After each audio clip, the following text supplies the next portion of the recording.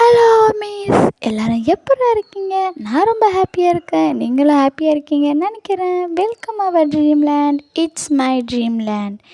இப்போது நம்ம transformational லவ்வோட 6th பார்ட்டை தான் பார்க்க போகிறோம். இதுக்கு முன்னாடி போட்டிருக்க பார்ட் யாராவது பார்க்கலன்னா அதை போய் பார்த்துட்டு வாங்க. அப்போ தான் இந்த பார்ட் உங்களுக்கு புரியும்.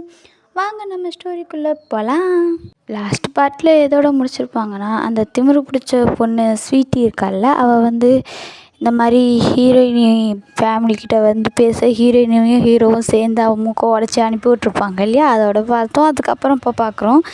இப்போ ஹீரோயினியோட அம்மா தம்பிலாம் இங்கே பக்கத்தில் தான் நிற்கிறாங்க. ஆனால் இவங்க கொஞ்சம் தூரத்தில் நின்று ஹீரோயினி அவங்க ஃப்ரெண்ட்ஸ் எல்லாருமே சேர்ந்து நல்லா ஜாலியாக பேசிக்கிட்டு இருக்காங்க. ஜேகேவுக்கும் என்கேஜ்மெண்ட் முடிஞ்சிச்சு இல்லையா, அதனால ஜேகேவும் கீழே வந்துட்டான்.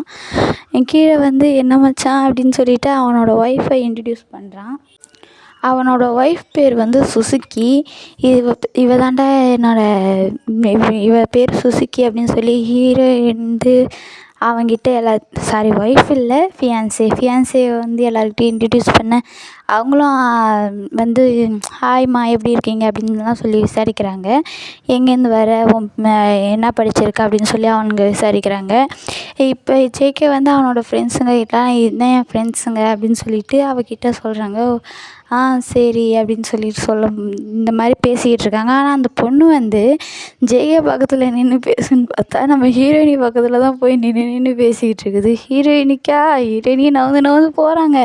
ஆனால் அந்த பொண்ணு நவுந்து போய் பேசிக்கிட்டு இருக்கு. பத்தாததுக்கு ஜேகே கையை பிடிச்சிட்டு ஜேகே வேறு இழுத்துக்கிட்டே போகுது. ஒரு கட்டத்துக்கு மேலே ஜேகேவால் முடியல. உடனே நீ எதுக்கு இப்படி பேசிக்கிட்டு இருக்க, என்னை இழுத்து ஒரு இடத்துல நின்று பேசு அப்படின்னு சொன்னோடனே அவளும் ஒன்றுமே சொல்ல முடியாமல் அப்படியே ஒரு இடத்துட்டு நின்று பேசுகிறா. ஆக்சுவலாக இந்த பொண்ணுக்கு நம்ம ஹோபி மேலே ஒரு கண்ணாட்டுக்கு அதான். ஆனால் ஹீரோயினி தான் ஹோபிங்கிறது அதுக்கு தெரியாது இல்லை. அதனால உடனே ஹீரோயினி என்ன பண்ணுறாங்க, நம்ம ஹோபியை கூட்டி இங்கே நில்லுங்க அப்படின்னு சொல்லிட்டு அவளை இங்கே நிற்க வச்சுட்டு இவர் போய் அங்காண்ட நின்றுக்கிறாரு. இது ஹீரோவுக்கு புரியல, ஆனால் ஹீரோயினிக்கு நல்லாவே தெரியுது. இருந்தாலும் ஜேகேவுக்கு துரோகம் பண்ணக்கூடாதுன்னு அந்த பொண்ணு ஏன் நினைக்க மாட்டேங்குது, இவளை பற்றி விசாரிக்க சொல்லணும் அப்படின்னு சொல்லி நம்ம ஹீரோயினி யோசிக்கிறாங்க. ஜேகேவுக்கு இதெல்லாம் எதுவுமே தெரில. அவனுக்கு அந்த பொண்ணு மேலே இன்ட்ரெஸ்ட் இருக்கிற மாதிரியும் தெரில, சும்மா பண்ணி வைக்கிறாங்களேன்னு பண்ணுற மாதிரி இருக்குது. இப்போ தான் ஹீரோயினியை பார்த்துட்டு அக்கா அப்படின்னு சொல்லிட்டு ஒரு பொண்ணு வருது. இது வேறு யாரும் இல்லைங்க, அந்த ஸ்வீட்டி இருக்கு இல்லையா, அவன் தான் ஹீரோயினி ஃபேமிலியெல்லாம் அசிங்கப்படுத்துச்சுல ஒரு பொண்ணு, அந்த பொண்ணு தான் வந்தோடனே இவ தான் என்னோடய தங்கச்சி, பேர் ஸ்வீட்டி அப்படின்னு சொன்னோன்னே என்னது உங்கள் தங்கச்சா அப்படின்னு ஹீரோயினி ஷாக்காகி கேட்க அந்த பொண்ணு ஆமாம் ஹோபி என் தங்கச்சி தான், ஏன் என்னாச்சு அப்படின்னோடனே இவ சரியான திமிரு பிடிச்சவளாக இருக்கிறா அப்படின்னு சொல்லிட்டு ஹீரோ சொல்கிறாரு. என்னோட அம்மாவையும் தம்பியவும் ரொம்ப அசிங்கப்படுத்திட்டா. அப்போ என்னோடய ஹஸ்பண்ட் தான் இது பண்ணாருன்னு சொல்லி ஹீரோ ஹீரோயினி வந்ததுக்கப்புறம் தான் காப்பாற்றினாங்க அப்படிங்கிற மாதிரி அவர் சொல்கிறாரு. உடனே என்னது அப்படியா அப்படின்னோடனே இல்லை இது உங்கள் ஃபேமிலின்னு எனக்கு தெரியாது, அதனால தான் அப்படின்னு சொல்லிட்டு அந்த பொண்ணு சாரி அப்படின்னு சொல்லி கேட்குறா. உடனே இல்லை இவ என்னோடய கசின், என்னோடய ஓன் சிஸ்டர் கிடையாது, என்னோடய கசின் அப்படின்னு சொல்லிட்டு சொல்கிறாங்க. ஏன் இவன் இப்படி தான் கொஞ்சம் பண்ணுவா, அவளுக்கு அம்மா இல்லை அப்பா மட்டும்தான், அதனால் அவளுக்கு மெச்சூர்லாம் தெரியாது, நீங்கள் தப்பாக எடுத்துக்காதீங்கன்னு இந்த பொண்ணு அந்த பொண்ணுக்கு பதிலாக சாரி சொல்லுது. எனக்கு என்னமோ இது ரெண்டும் தான் சேர்ந்து வில்லியாக வரும்னு நினைக்கிறேன். சரி வாங்க நம்ம போகிற பாட்டில் பார்ப்போம். இந்த மாதிரிலாம் இங்கே பேசிகிட்ருக்க கிளாடி நீயும் இங்கே வந்திருக்கியா அப்படிங்கிற மாதிரி ஒரு சவுண்டு. என்னடான்னு பார்த்தா இது வேறு யாரும் இல்லைங்க, நம்ம விக்கினா யாருன்னு உங்களுக்கு தெரியுதா? நம்ம ஃப்ளைட்டில் ஹீரோயினி நல்லா ஜாலியாக பேசிகிட்ருப்பாங்க இல்லையா ஒரு பையன்கிட்ட, ஃப்ளைட்டில் கூட ஃப்ரெண்டானான் இல்லையா, அந்த பையன்தான் விக்கி. ஞாபகம் இருக்குதா? அந்த பையன் வந்தோடனே ஹீரோயினி பார்த்து ரொம்ப ஹாப்பியாகிறாங்க. ஹீரோவுக்கு தெரியல. உடனே ஹீரோ காதை பிடிச்சி ஹீரோகிட்ட குனிஞ்சி இங்கே பாருங்க. ஆக்சுவலாக ஹீரோயினி கொஞ்சம் குள்ளமாக தான் இருப்பாங்க, அதை நான் சொல்லலை. ஹீரோ கொஞ்சம் ஹைட்டாக இருப்பார், அதனால் கீழே குனிஞ்சி அவள் தான் என் ஃப்ரெண்டு, நீங்கள் ஃப்ரெண்டுன்னு நினச்சி ஜாலியாக பேசுங்க, அவன் பேர் விக்கி, அவன் நல்லா பாட்டு போடுவான்னு மட்டும் சொல்லிடுறாங்க. உடனே ஹீரோ ஹாய் விக்கி அப்படின்னு சொல்லிட்டு போகிறான். அவன் வந்தோடனே ஹீரோயினி ஹக் பண்ணிக்கிறான். ஹீரோவுக்கு காண்டாவது இருந்தாலும் ஹக் பண்ணிவிட்டு எப்படி இருக்கா அப்படிலாம் சொல்லி நல்லா ஜாலியாக தான் விசாரிக்கிறாரு. அந்த இடத்துல ஒன்றுமே காட்டிக்கல. உடனே ஹீரோவும் இங்கே என்ன பண்ணுற உனக்கு தெரிஞ்சவங்களா அப்படின்னு சொல்லும்போது அதுவா கிளாடி இந்த கல்யாண பொண்ணு இருக்குல்ல அந்த பொண்ணு எனக்கு நல்லாவே தெரியும் அதனால தான் நான் இங்கே வந்தேன் அப்படின்னு சொல்கிறா. என்ன சொல்கிற கல்யாண பொண்ணு உனக்கு தெரியுமா அப்படின்னோடனே ஆமாம் அப்படின்னோடனே எப்படி தெரியும் அப்படின்னு கேட்கும்போது ஃபஸ்ட்டு எனக்கு தான் அவளை கல்யாணம் பண்ணி வைக்கலான்னு பார்த்தாங்க ஆனால் எங்கள் 2 பேருக்கும் சுத்தமாக செட்டே ஆகலை அதனால தான் நான் கல்யாணம் பண்ணிக்க மாட்டேன்னு சொல்லிட்டேன். அந்த பொண்ணுக்கும் என் மேலே இன்ட்ரெஸ்ட் இல்லாதனால அந்த பொண்ணு ஒன்றுமே சொல்லலை அப்படின்னு அவன் சொன்னோன்னே என்னது உனக்கு கல்யாணம் பண்ணி வைக்கலான்னு பார்த்தாங்களான்னு சொல்லி ஹீரோயின் கேட்டுட்டு வர ஷாக்காகி ஹீரோயினி கேட்டுட்டு வராங்க. உடனே அவன் ஆமாம் அதுக்கு எதுக்கு நீங்கள் ஷாக் ஆகிறீங்க அப்படின்னோடனே இல்லை என் ஃப்ரெண்டை கல்யாணம் பண்ணிக்க போகிற பொண்ணை நீ ரிஜெக்ட் பண்ணனா அப்புறம் என்ன காரணம்னு எனக்கு தெரிஞ்சிருக்கணும்ல அப்படின்னு சொல்லும்போது அதான் என்கேஜ்மெண்ட் முடிஞ்சிச்சே இதுக்கு மேலே என்ன பண்ணுறது அப்படின்னு சொல்லி கேட்குறான். உடனே அதெல்லாம் பண்ணலாம் நீ சொல்லு முதல்ல என்ன விஷயம்னு சொல்லு அப்படின்னு சொல்லி கேட்கும்போது தான் சொல்கிறாங்க. ஆக்சுவலாக என்னென்னா இந்த பொண்ணோட அப்பா இருக்காங்க இல்லையா அந்த சுசுக்கியோட அப்பாவும் விக்கியோட அப்பாவும் பெஸ்ட்டு ஃப்ரெண்ட்ஸ் போல் அவங்க 2 பேரும் பிஸ்னஸ் பார்ட்னர்ஸில் பெஸ்ட்டு ஃப்ரெண்ட்ஸாக இருந்தவங்க. அதனால் ஃப்ரெண்ட் 2 பேருமே ஃப்ரெண்டுங்கிறதுனால 2 பேரோட பொண்ணையும் பையனையும் கல்யாணம் பண்ணி வைக்கலான்னு அவங்க நினச்சிருப்பாங்க.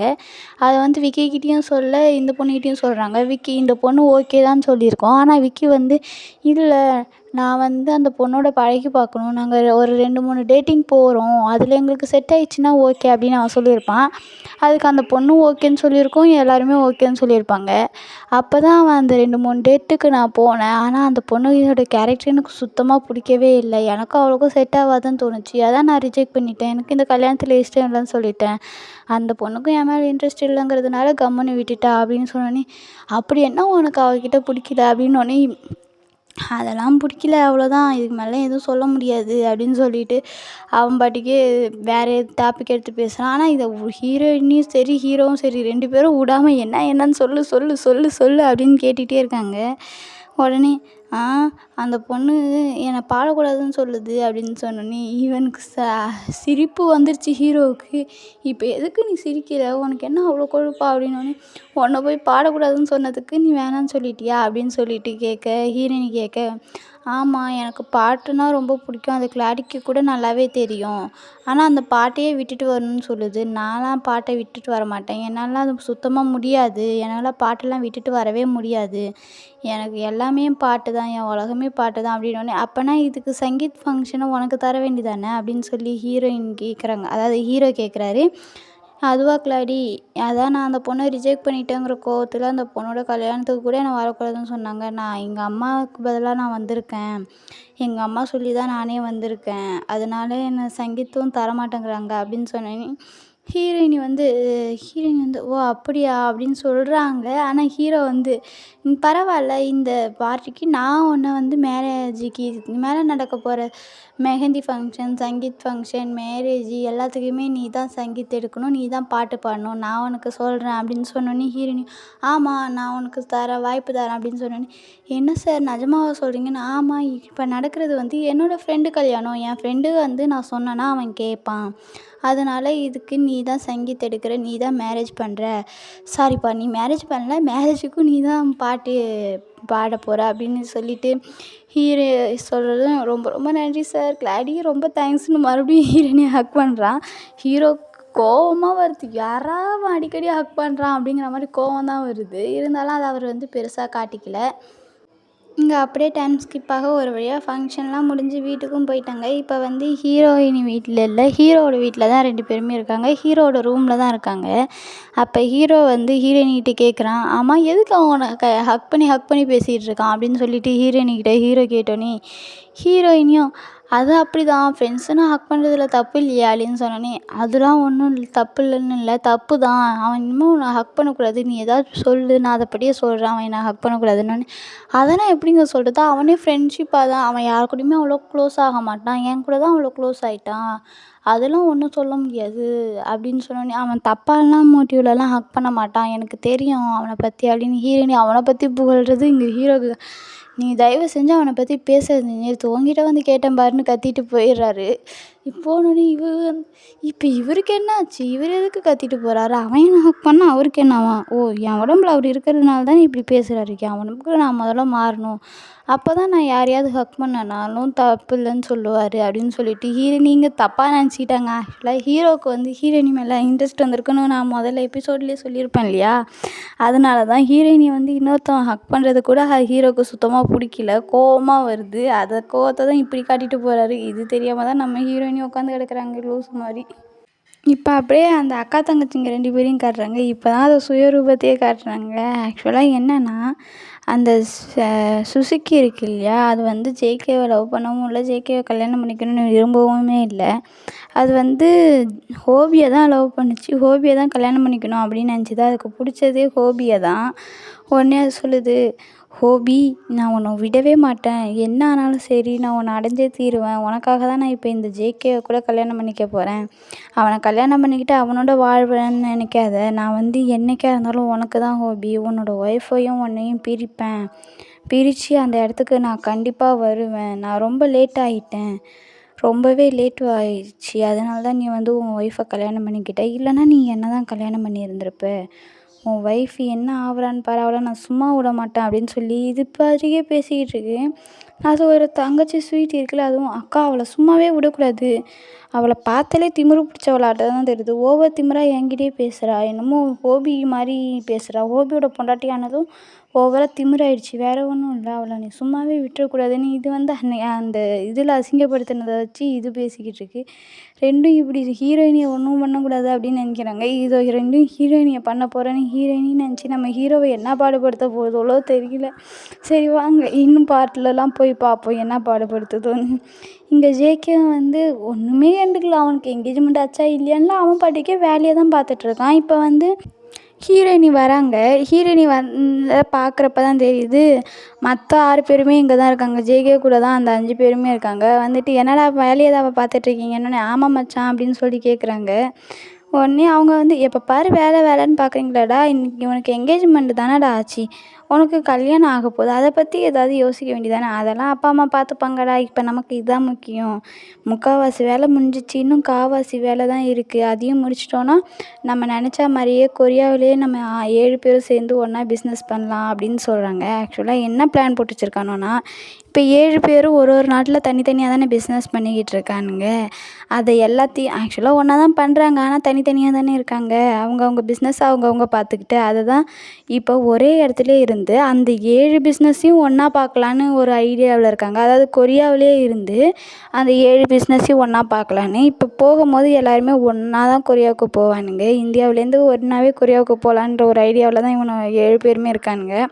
அதுக்கான வேலை தான் முக்கால்வாசி முடிஞ்சிச்சு, இன்னும் கால்வாசி தான்டா, அதுவும் முடிச்சிட்டோன்னா வேலை முடிஞ்சிச்சு அப்படின்னு சொல்லும்போது மேரேஜுக்குள்ளே இந்த வேலையெல்லாம் முடிச்சாகணும் அப்படின்னு சொல்கிறாங்க. உடனே ஹீரோயினியும் ஆமாம் மேரேஜுக்குள்ளே முடிக்கலாம், முதல்ல மேரேஜ் வேலையை முதல்ல பாருங்கடா, அதை பற்றி ஏதாவது பேசுங்கடா அப்படின்னு சொல்கிறான். என்னடா நீ மேரேஜின்ட்டு உன்னை கல்யாணம் பண்ணி வச்சது தப்பாக போச்சு, கல்யாணம் பண்ணதுலேருந்து நீ என்னமோ பொண்டாட்டி ராஜனா மாறிட்டடா அப்படின்னு சொல்லி ஹீரோயின் கலாய்க்க, அதெல்லாம் ஒன்றும் இல்லைடா அப்படின்னு சொல்லிட்டு ஹீரோயினி சொல்கிறாங்க. ஆமாம் காரணமே இல்லாமல் கோவப்பட்டா அதுக்கெலாம் நம்ம என்னடா பண்ணுறது அப்படின்னு சொல்லி கேட்கும்போது என்னடா சொல்கிற அப்படின்னு, இல்லை ஒரு சீரீஸ் பார்த்தேன், அதில் வந்து அந்த ஹீரோயினி இருக்காள்ல அவள் வந்து ஒருத்தவனை ஹக் பண்ணிட்டா, ஒரு பையனை ஃப்ரெண்டை தான் ஹக் பண்ணா, ஆனால் அது வந்து அந்த பொண்ணோட ஹஸ்பண்டுக்கு சுத்தமாக பிடிக்கவே இல்லை, நீ எப்படி அந்த பையனை ஹக் பண்ணலான்னு அந்த பொண்ணோட ஹஸ்பண்ட் வந்து அந்த பொண்ணுகிட்ட சண்டை போடுது, அதெல்லாம் இதுக்கெலாம் எதுக்கு சண்டை போடணும், ஜஸ்ட்டு ஃப்ரெண்டாக தானே ஹக் பண்ணாங்க அப்படின்னு சொல்லி ஹோபி கேட்கணும். ஹோபி நீ சரியான மாங்காய் தாண்டா, இன்னமும் மாங்காவே சுற்றிக்கிட்டு இரு.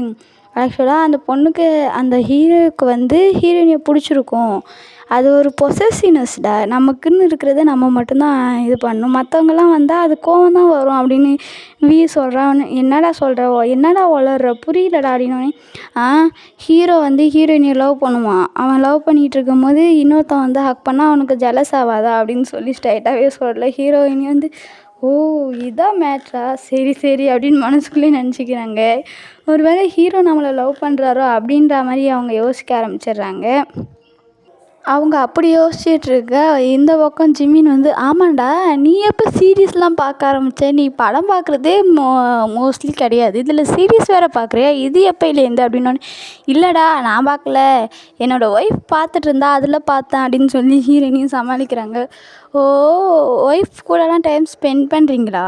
அப்படின்னு சொல்லும்போது, ஹீரோயினுக்கு அப்போ தான் ஒரு விஷயமே தோணுது. இவங்க கொரியாவுக்கு வந்துட்டாங்கன்னா எங்கே தங்குவாங்க? அது ஒரு வேளை ஹோபி வீட்டில் தங்குனாங்கன்னா, இவங்க 2 பேரும் இந்த மாதிரி மாற்றி மாற்றி இருக்கிறது வந்து இவங்களுக்கு தெரிஞ்சிருமோ அப்படிங்கிற மாதிரி ஹீரோயினுக்கு தோணுச்சு. உடனே டக்குன்னு, "ஆமாம், கொரியா வந்தால் நீங்கள் எங்கே தங்குவீங்க?" அப்படின்னு கேட்டுடுறாங்க. உடனே, டேய் பயப்படாதடா, உன் வீட்லலாம் வந்து தங்க மாட்டோம். உன் வீட்டில் தங்கினா நீயும் ஒய்ஃபும் ரொமான்ஸ் பண்ண கஷ்டமாக இருக்குன்னு பார்க்குறீங்களா?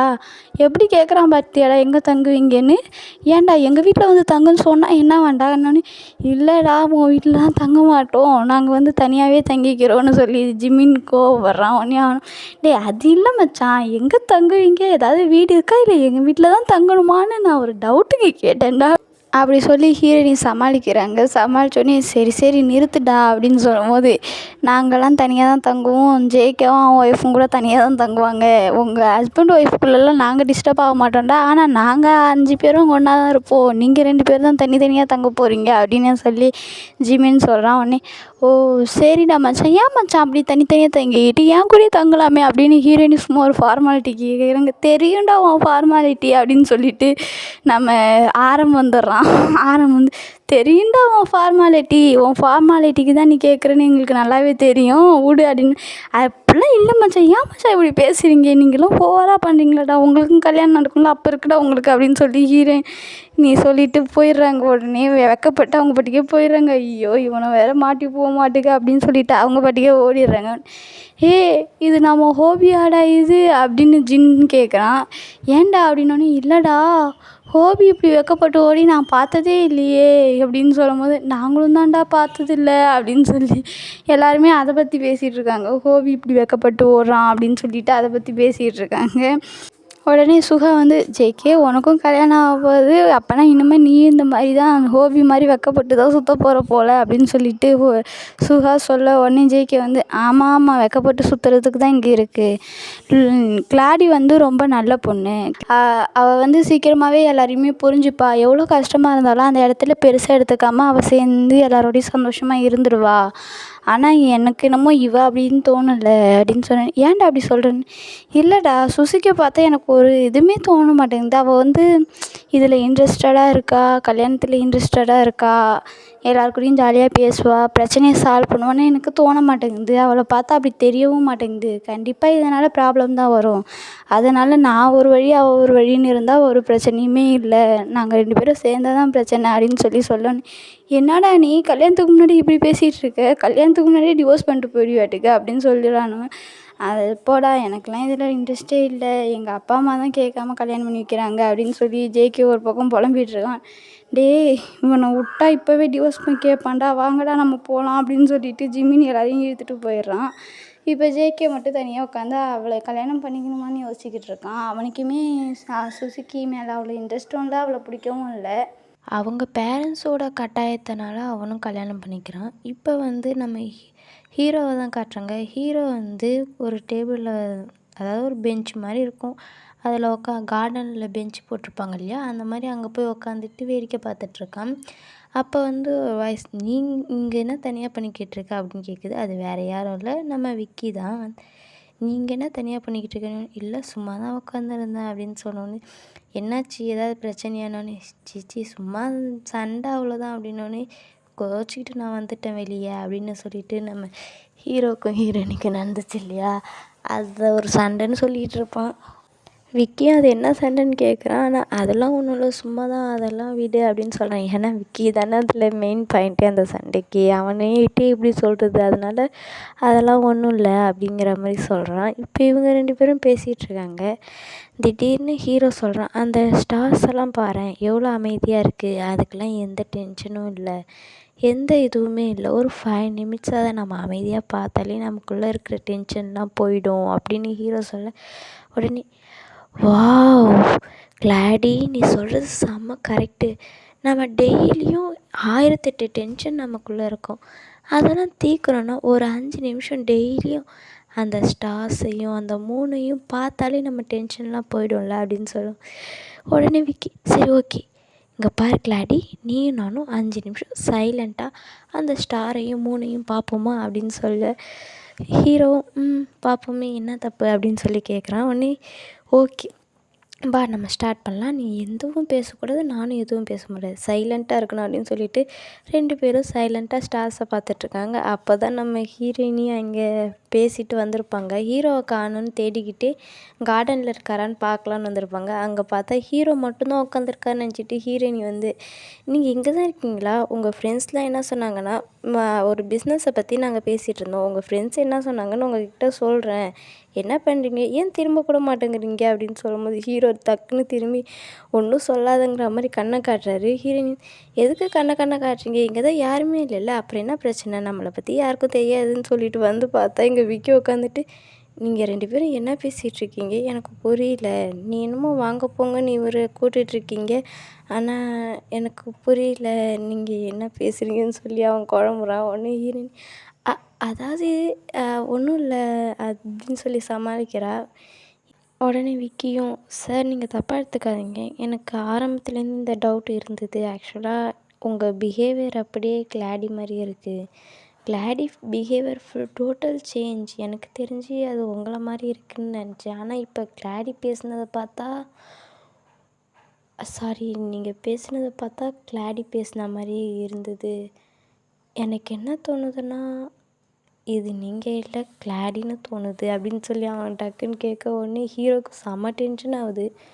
உடனே ஹீரோயினை பார்த்து உன்னால் ஒரு வேலை கூட உருப்படியாக பண்ண முடியாது இல்லை, நான் எத்தனை டைம் கண்ணை காட்டேன் பேசாதன்னு, என்ன கண்ணை காட்டுற யாருமே இல்லைன்னா உனக்கு கண்ணு கூட தெரியாதா, பக்கத்தில் உட்காந்துருக்கணும் கூட தெரியாதா அப்படின்னு சொல்லி சண்டை போட, நான் என்ன பண்ணுறது எனக்கு தெரியலங்க, நானே சின்ன பொண்ணு, இப்படிலாம் நீங்கள் சண்டை போடக்கூடாதுன்னு, நீ சின்ன பொண்ணு இல்லை மக்கு பொண்ணு, உனக்கு ஒன்றுமே தெரியாது, நீ சுத்த வேஸ்ட்டு, உன்னை போய் என் தலையில் கல்யாணம் பண்ணி வச்சாங்க பாரு, அவங்கள சொல்லணும், எங்கள் அப்பா அம்மாவுக்கு ஒரு நல்ல பொண்ணை பார்க்கக்கூட வழி இல்லையாட்டுக்கு, அதான் போயும் உன்னை கல்யாணம் பண்ணி கொடுத்துருக்காங்க அப்படின்னு சொல்லி ஹீரோ பாட்டுக்கே திட்ட, சும்மா பேசாதீங்க, எங்கள் அம்மாவுக்கும் தான் நல்ல பையனை பார்க்க வழி இல்லை, அதனால தான் உங்களை கல்யாணம் பண்ணி வச்சுட்டாங்க, உங்களை கல்யாணம் பண்ணதுக்கப்புறம் நான் எவ்வளோ ஃபீல் பண்ணுறேன்னு எனக்கு தான் தெரியும், நான் எவ்வளோ கஷ்டப்படுறேன்னு தெரியுமா, என் லைஃப்பில் சந்தோஷமே இல்லை, எப்போ பாரு கஷ்டப்பட்டுட்டு தான் இருக்கேன் அப்படின்னு சொல்கிறாங்க. அப்படி சொல்லி ஹீரோவும் ஹீரோயினியும் விக்கி இருக்காங்கிறது கூட பார்க்காம சண்டை போட்டுட்ருக்க விக்கி உடனே நிறுத்துங்க, எனக்கு புரியுது, ஆனால் இது எனக்கு நம்ப தான் முடியல, இப்போ உங்கள் உடம்புல கிளாடி இருக்கா, கிளாடி உடம்புல நீங்கள் இருக்கீங்க, உங்கள் ஆத்மா மாறிடுச்சா அப்படின்னு சொல்லி கேட்க உடனே ஹீரோவும் ஹீரோயினியும் 2 பேரும் கோரஸாக உனக்கு எப்படி தெரியும் அப்படின்னு சொல்லி கேட்குறாங்க.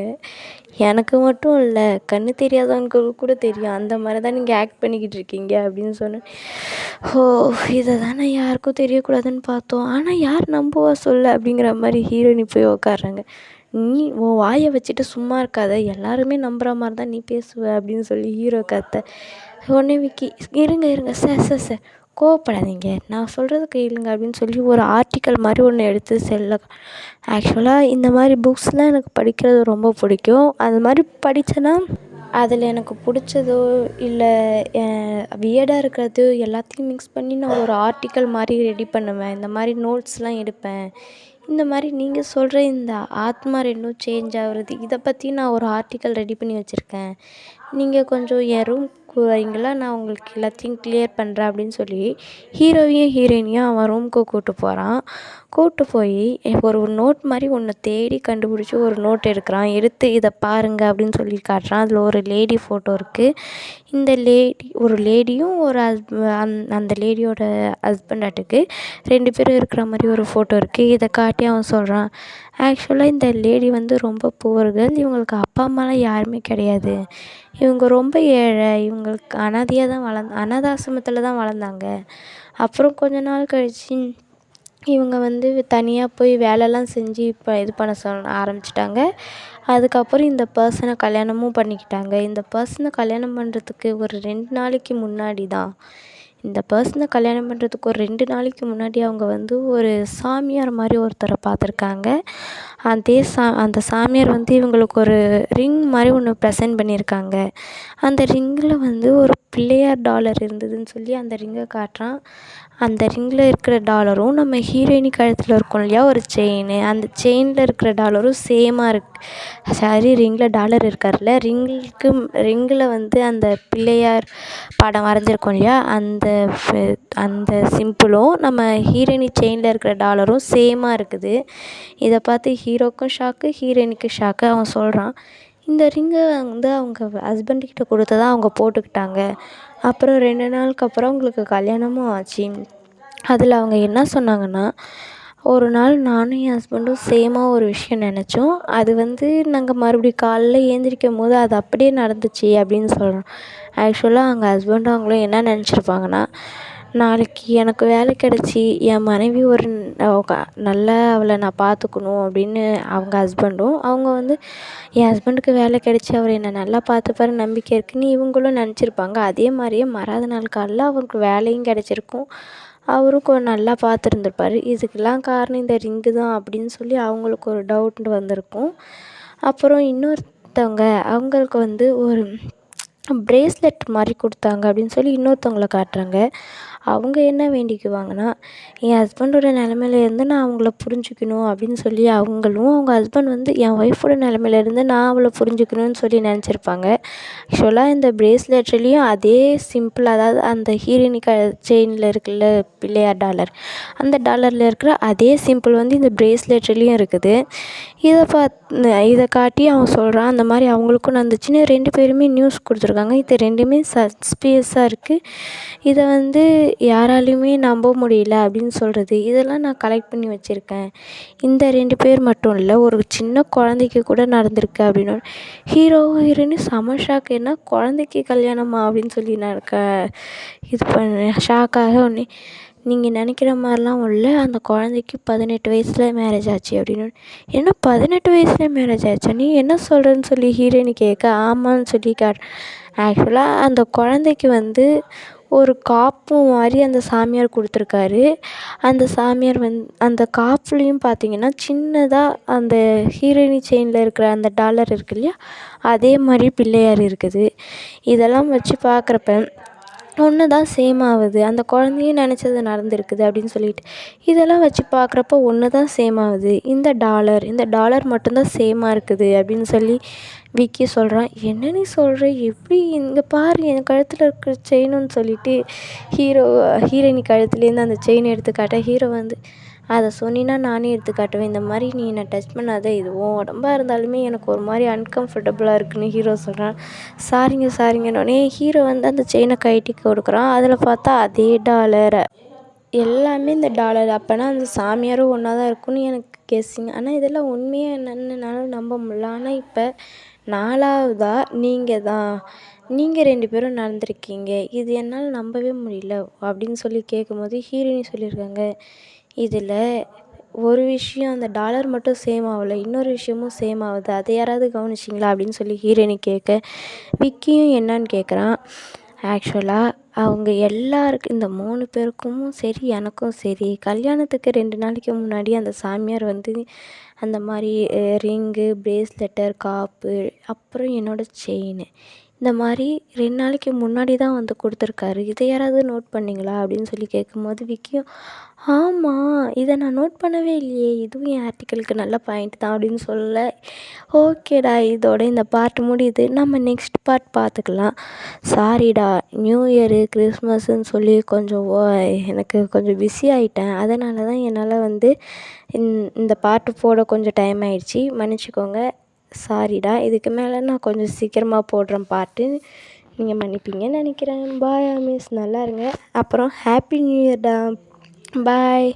இந்த நியூ இயரில் நீங்கள் எல்லாருமே சந்தோஷமாக இருக்கணும்னு நான் வேண்டிக்கிறேன் கடவுள்கிட்ட. ரொம்ப ரொம்ப நன்றி மிஸ், பாய்.